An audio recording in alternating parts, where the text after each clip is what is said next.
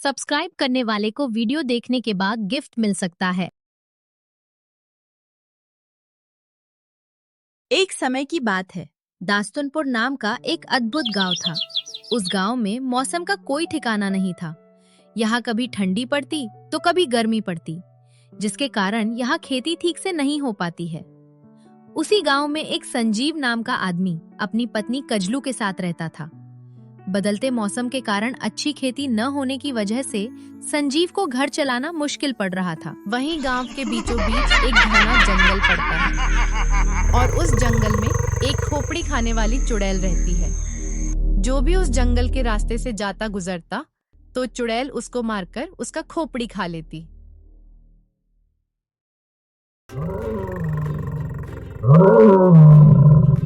खोपड़ी को खाते ही उसके पास एक और नया सिर आ जाता, जिससे वह और भी शक्तिशाली हो जाती है। तभी एक दिन, अरे अगर ऐसे ही सब कुछ चलता रहा तो ऐसे में घर कैसे चलेगा? आप कुछ करते क्यों नहीं? ठीक है, मैं कुछ करता हूँ। मैं अपने दोस्तों के पास जाता हूँ, क्या पता वो मुझे कोई काम के बारे में बता दे। इतना कहते ही वो काम की तलाश में अपने दोस्तों के पास जाने लगता है। लाओरे,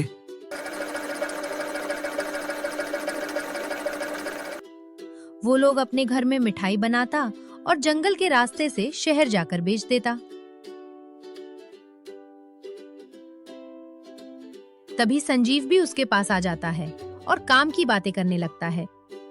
अरे भाई, मुझे भी कोई काम दे दो यार, मुझे पैसों की बहुत जरूरत है। हाँ, लेकिन संजीव भाई, हमारा काम में रिस्क और डर बहुत है। लेकिन अगर काम सक्सेस हो गया तो उसके बाद पैसा भी बहुत है। तो बोलो, तुमको ये काम करने का कि नहीं करने का? हाँ भाई, इस काम में रिस्क हो या डर, मैं अपने परिवार के लिए ये काम बिल्कुल करूंगा।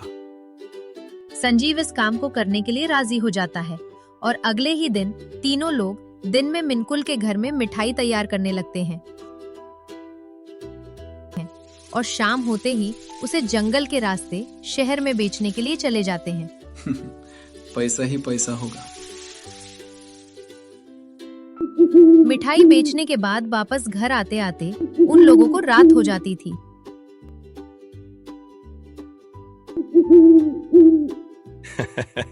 अरे कजलू, देखो कितना पैसा है, आज कमाएगा तो कल बैठ के खाएगा। ओए बल्ले बल्ले बल्ले बल्ले। इन्हें लग रहा था कि अब सब कुछ ठीक हो गया है, पर सच्चाई कुछ और ही थी कि तभी एक दिन शाम को तीनों बाजार जा रहे होते हैं और जाते जाते एक मिठाई का डब्बा रास्ते पर गिर जाता है और उसे कुछ पता नहीं चलता। उन लोगों के जाते ही तभी वहां खोपड़ी खाने वाली चुड़ैल भी आ जाती है और उस डिब्बे को देखकर सोचने लगती है, आखिर ये है तो है क्या? पहले तो नहीं था यहाँ पर। खुशबू तो बहुत अच्छी आ रही है, इसका मतलब कुछ अच्छा ही होगा।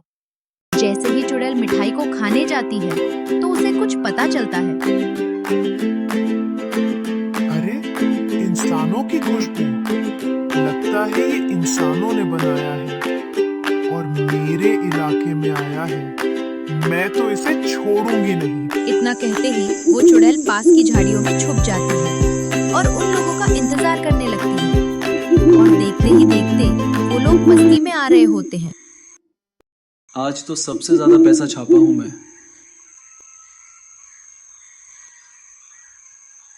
जैसे ही वे तीनों उस जगह पर पहुंचते हैं, उसे रात की डरावनी डरावनी आवाजें सुनाई पड़ने लगती हैं और तेज हवा चलने लगती है।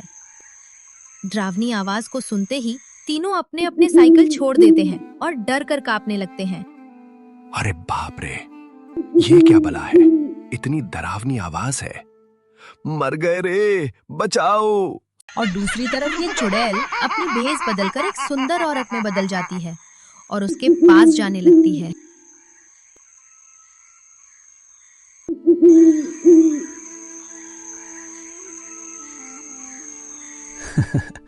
धत, मुझे लगा था शेर आएगा, ये तो चूहिया निकली दे।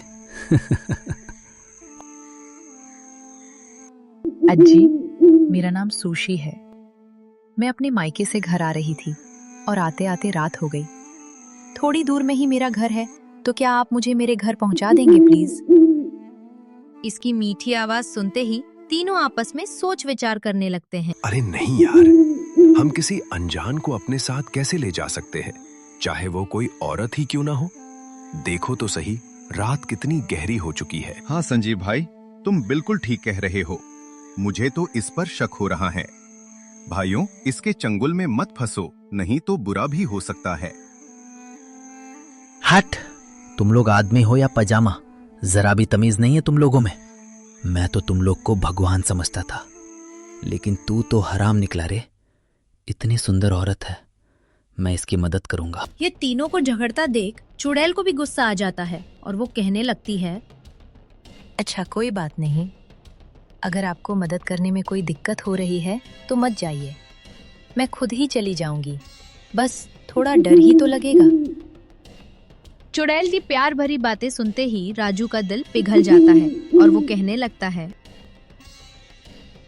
नहीं मैडम, आप बिल्कुल चिंता नहीं कीजिए, ये दोनों को जाने दीजिए, मैं आपको घर तक पहुंचाऊंगा। और जहां तक बात है डरने की, मेरे होते हुए आपको कोई नहीं डरा सकता।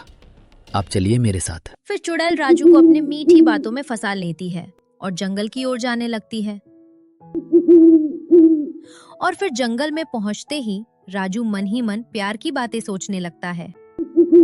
अरे मुझे तो इससे प्यार हो गया है, मैं अपने मन की बात इसे कैसे बताऊं? अगर अभी नहीं बताया तो हाथ से छूट जाएगी। राजू अपने मन में सोच ही रहा होता है कि तभी चुड़ैल अचानक से अपनी डरावनी आवाज निकालने लगती है। अरे रोको, मुझे इस पर बैठने से चक्कर आ रहा है। मैं अभी तुम्हारा खात्मा बनाती हूँ। अब इंतजार नहीं होगा मुझसे। तुम्हारा खोपड़ी खाऊंगी, तभी मेरे पेट की आग बुझेगी। पार्ट 2 देखने के लिए सब्सक्राइब करें।